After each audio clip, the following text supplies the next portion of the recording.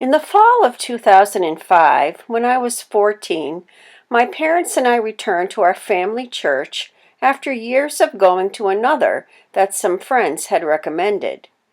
I immediately started getting involved in the activities there.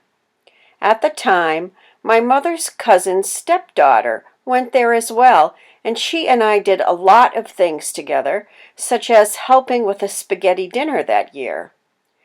Everything was going well, and I was really enjoying being involved in church activities, and I even joined the choir. Then, about a year later, I met Anthony. Anthony was a mentally handicapped man in his 30s who was big and physically strong. The first time I saw him was on a Sunday after a church service. He approached me and held out his hand for me to shake it. I did and greeted him politely. He began to show up more and more frequently until I realized that he must have decided to join the church.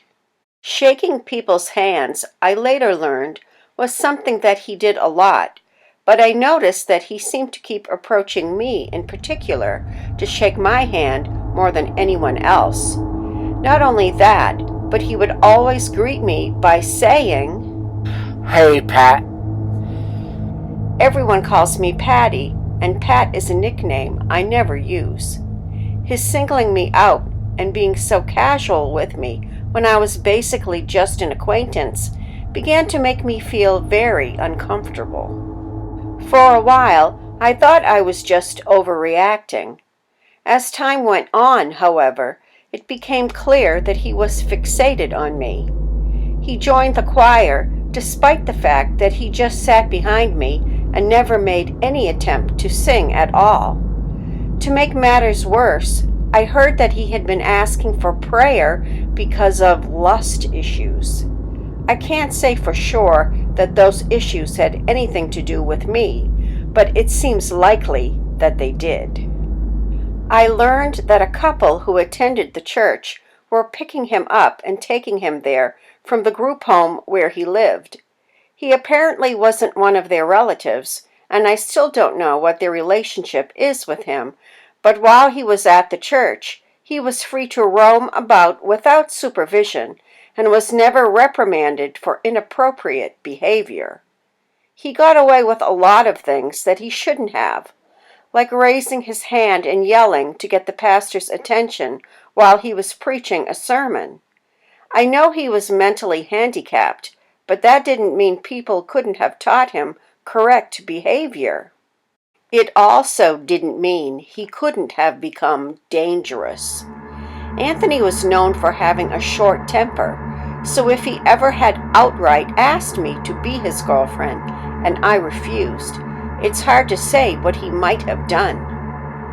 The area where the choir sits in the front of the church is accessible through a door that leads to a hallway that is usually deserted when the members of the choir walk through to get to practice.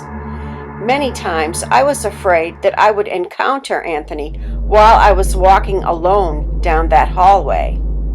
As I said, he was physically strong and could easily have overpowered me. My mother and I did go to the pastor with our concerns. He said he would talk to him, but ultimately it didn't make any difference. The incident, which for me truly confirmed what I suspected all along, happened when Anthony approached my mother and I one day to talk. At one point, he asked how old I was. We told him. I forget the exact age it was, but I know I wasn't yet 18.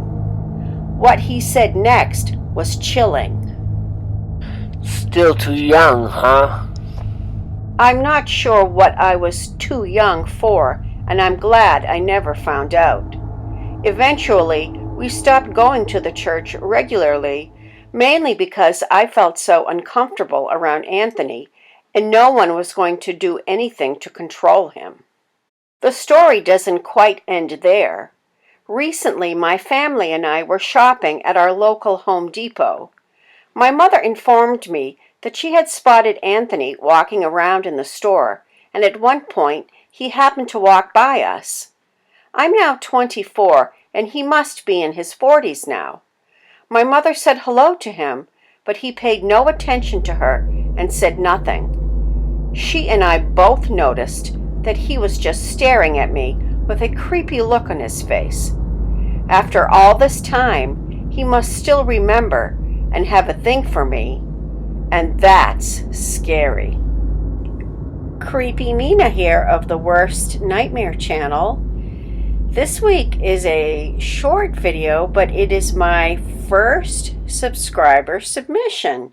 I am so excited, and I want to thank Tudor Rose for submitting her story to me through my Gmail, creepymina@gmail.com. You can do the same, of course, if you have a story that you'd like to share. I'm especially looking for a Ouija board story right now, as I've just received permission to do a Ouija board story I had found before on the subreddit Paranormal, and I really would like another one to make that video a little bit longer.